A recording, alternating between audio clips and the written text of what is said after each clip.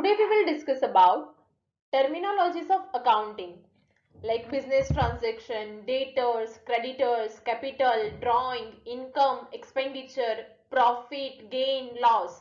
Let's see.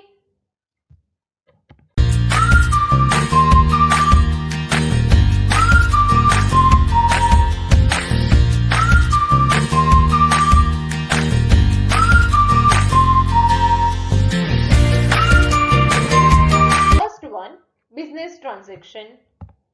A business transaction is an economic activity that can be measured in terms of money and which affects the financial position of the business entity. जैसे हमने first video में देखा था कि economic transaction यानी कि business transaction always money की value में होना चाहिए. Next one, event. An event is the result of transaction. कैसे result of the transaction? So at the end of the year हमारे पास जो भी कैश, जो भी कैपिटल और स्टॉक रिमेनिंग होता है उसे हम कह सकते हैं event. Next, account. Account refers to a summarized record of relevant transactions of particular head at one place. कल हमने अकाउंटिंग की प्रोसेस देखी थी. आइडेंटिफाई करना है, क्लासिफाई करना है, समराइज करना है, जर्नल बुक में रिकॉर्ड करना है. तो ये पूरा क्या हो गया? अकाउंट. अकाउंट का स्पेसिमेन क्या है, उसकी फॉर्मेट क्या है? Particulars, amount, particulars, amount. तो ये है अकाउंट की फॉर्मेट. हम लेफ्ट हैंड साइड को कह सकते हैं डेबिट, दैट मीन्स डीआर, और राइट हैंड साइड को हम कह सकते हैं क्रेडिट, दैट मीन्स सीआर. और अकाउंट को हम टी शेप अकाउंट भी कह सकते हैं, T shape account. So left hand side debit side, right hand side credit side. Next one,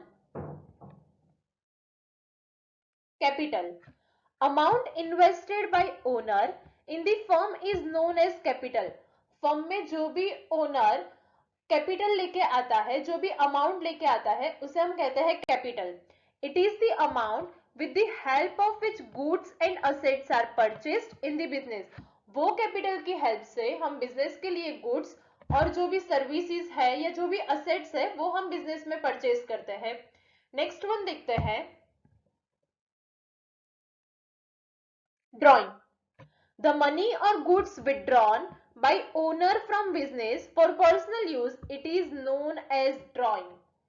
Suppose कोई बिजनेसमैन है जो बिजनेस में से रुपीज ले रहा है अपनी वाइफ के लिए, अपनी वाइफ को कार गिफ्ट करने के लिए, तो ये क्या हो गया? Withdrawn, that means drawing. जब हम पर्सनल यूज के लिए कोई भी अमाउंट बिजनेस में से लेते हैं तो उसे क्या कहते हैं? Drawing. Next one, liability. Liabilities are obligations or debts that can enterprise has to pay after some time in the future. जो हमें थोड़े टाइम के बाद, लाइक फ्यूचर में हमें वो पे करना है. जो भी डेब्ट अभी हुई है वो फ्यूचर में हमें पे करना है.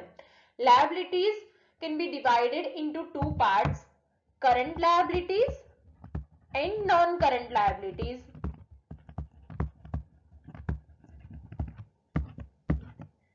Next one, assets. Resource owned by a business entity that can be expressed in terms of money and provides future economic benefits to the business entity.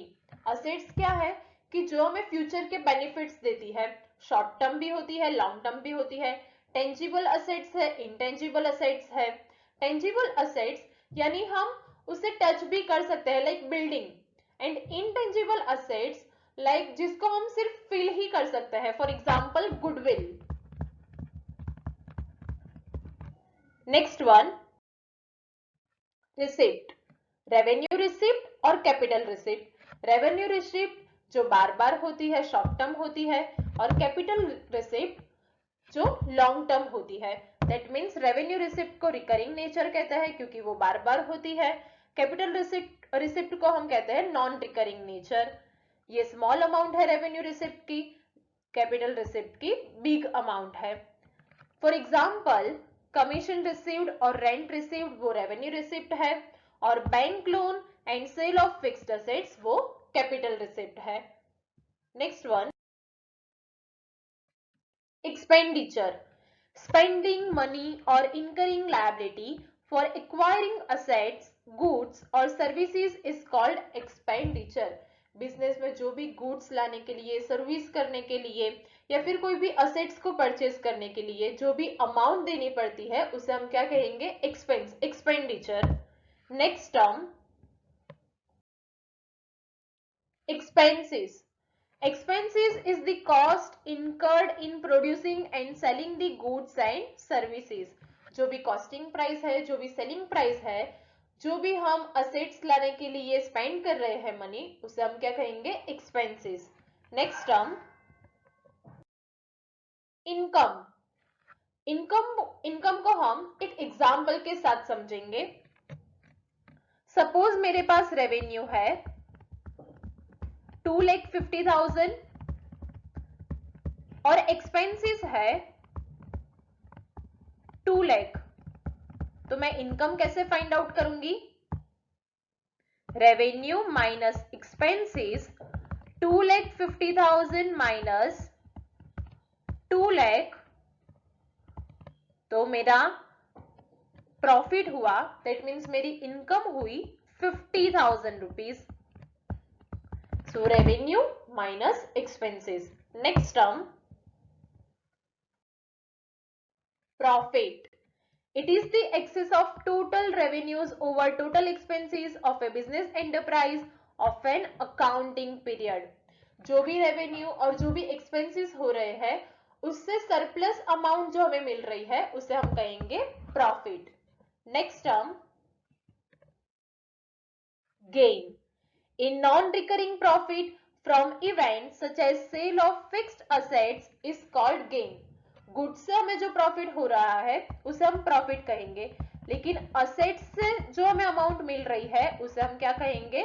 Gain. और प्रॉफिट गुड्स, गुड्स से हमें जो भी अमाउंट मिल रही है वो profit है, और असेट्स से हमें जो भी अमाउंट मिल रही है वो हमारा गेन है। Next term, loss. सपोज मैंने एक्सपेंसेस बहुत किए हैं लेकिन उसके सामने मेरी इनकम बहुत ही कम है।